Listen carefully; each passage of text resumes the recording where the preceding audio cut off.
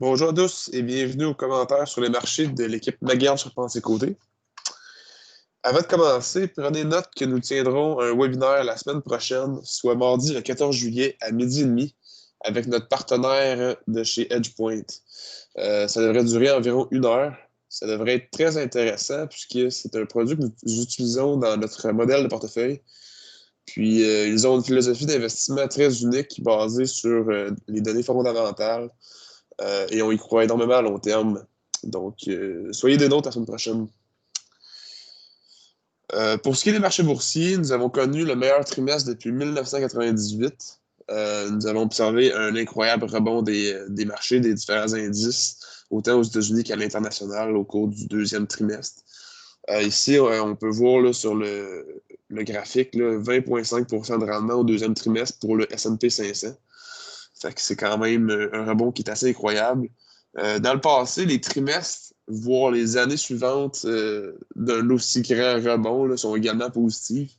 Donc, on verra si on pourra observer la même tendance, une continuité du rebond cette fois-ci également. Mais notre équipe est très optimiste là, face à ça. Comme on peut voir sur le graphique ici, alors, les ventes au détail aux États-Unis ont fortement rebondi depuis le creux qu'on a observé au mois de mars, là, à la grande fermeture de l'économie. Quoi qu'on ne sait pas encore, on n'est pas encore revenu en fait au sommet d'avant la crise. Nous pouvons observer une tendance haussière qui s'est entamée là, puis qui devrait se poursuivre dans les prochains mois.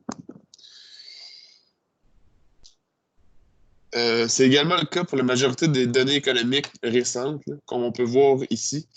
L'indice de surprise économique Citi des États-Unis, on peut voir que la plupart des données économiques étaient meilleures que les prévisions des analystes et des investisseurs. Donc, c'est meilleur, c'est mieux que ce à quoi on s'attendait dans ce temps-là. C'est assez normal de voir là, une hausse du côté de la bourse. Nous croyons que les marchés devraient continuer de croître dans les prochains mois. Ici, en bleu, en fait, on peut observer la crise de 2008, si on veut, puis le rebond d'après la crise. Puis en rouge, c'est la baisse qu'on a eue causée par la COVID. Puis jusqu'à présent, le rebond qu'on a pu observer.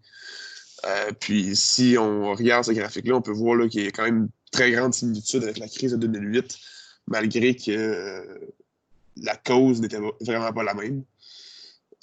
Donc, c'est quand même assez positif. Puis nous, on pense que ça va continuer de suivre à peu près la même trajectoire là, pour les prochains mois. Malgré que le cours bénéfice des actions est assez élevé présentement, la prime de risque, elle, est au niveau de juin 2009.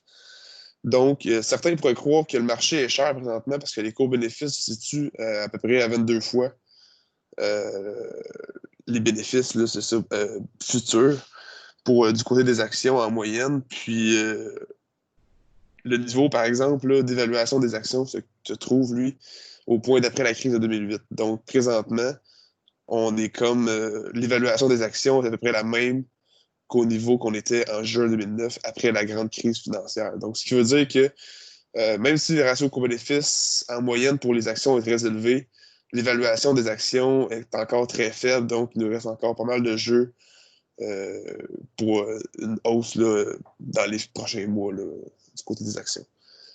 Ça, c'est causé en fait en partie parce que les taux d'intérêt sont dans un plancher là, présentement, là, c'est à peu près à 0 ou 0,25%. Donc, il n'y a vraiment pas d'argent du côté affaires obligataires, donc du côté obligataire en fait. Donc, c'est pour ça que les gens sont prêts à prendre un petit peu plus de risques du côté des actions. Euh, Malgré la réaccélération des nouveaux cas détectés aux États-Unis, on ne pense pas que cela puisse conduire à une phase de confinement total comme on l'a vécu. En majorité parce que la population la plus exposée ne fait pas partie de la population active, contrairement à la situation lors de la grippe espagnole en 1918. Comme on peut voir ici, là, la différence, en fait, là, les gens qui sont plus vulnérables au COVID-19, c'est vraiment les gens de 65 ans et plus. Donc, on ne pense pas que les différents gouvernements sont prêts à reconfiner à 100%, puis causer une deuxième arrêt de l'économie là, pour cesser la propagation, alors qu'ils peuvent voir en fait que les décès sont plus du côté des 65 ans et plus. Donc, il y a les gens qui ne sont pas actifs là, dans l'économie, en fait. Cela conclut pour ce qui est de notre mise à jour du mois de juillet, en espérant que vous profitez bien du beau temps, malgré la canicule que nous avons ces jours-ci.